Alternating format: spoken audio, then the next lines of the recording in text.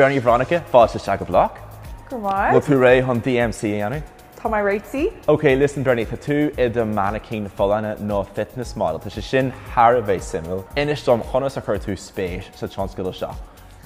Well, tá duna áclanis tá coppla blian, thosa se coppla bliana chun nu bhí me inín bhí me gur meochan na cáile agus bhí me ceannacht iris leabhar acliachta agus chunig me na mrá láide seo agus cappa gur si de beanna chu iontacht bhí me gur fallach cedahí si de dhéine. Agus just háirta gá bliana chun for my anspéisián an sin agus thosa me tréáil, coppla teachtain, thosa me bheith díon le mo eiste bia agus just like piece of crack rinne me a green graph le fear a sásanna agus chuise go dtí cinál fitness event mór míteach body power tanmró agus dúsa me picúí agus ó bhaisi amach just for me stoi spéis mór hééis sin. Mar sin é a mén brú an a cosmór brú ag bunt leis an daid atá agad an bhfuil tú aonanta fallin a daobhann bia a íchans tú an caiú tú bheith cuaach bhí sin? Tá agus níl, bíon coppla seachtain sosam le haibh cinál tréáil a láidú agus cinál giche rudí tá ggéir ihe ach chud is mú an blion cáma me cuaach cáma bheith sláinsúil.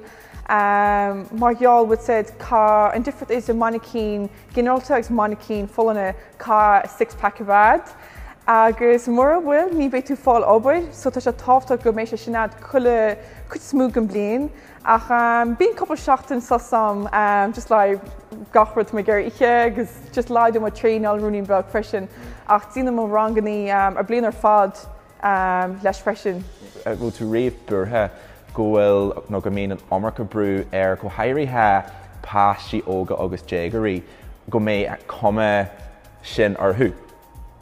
Tá imníar mar tá inon ógam hain agus tá ggéir go bheith sí sláinsúil agus spéisifice sport ach neis tá tí bheile tá daoine óga tá si gur numar go spéisfeacu bheith cosúil mar seo agus was ní sé nóúthe agus was go leir was ma brandúir tíh Instagram ní fecinn tú tá eile ach just Kardashians agus rudí acliachta agus was na mannequin acliachta freisin ach ní sé seo cinál nóúthe agus tá imníar an faoi seo. An bhilthe an tionscail seo dí?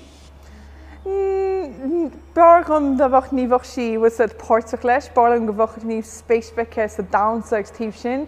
Taín an tíobh seo gom héin, taín se was tá se dachar smálum was a challenge bham, so sinna fá smálumsa ach ní se le haid chola chuna níl.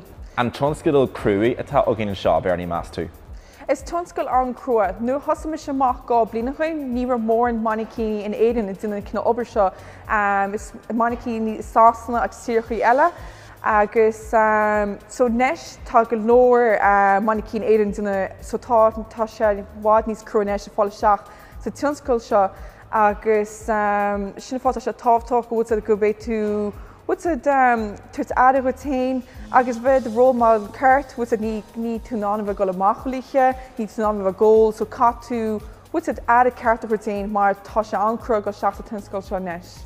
Ar thurú ceist airta a riamh aon rud a dhéanú is daoine ghlacha Greengraph na duit nachfuil tú comport leis.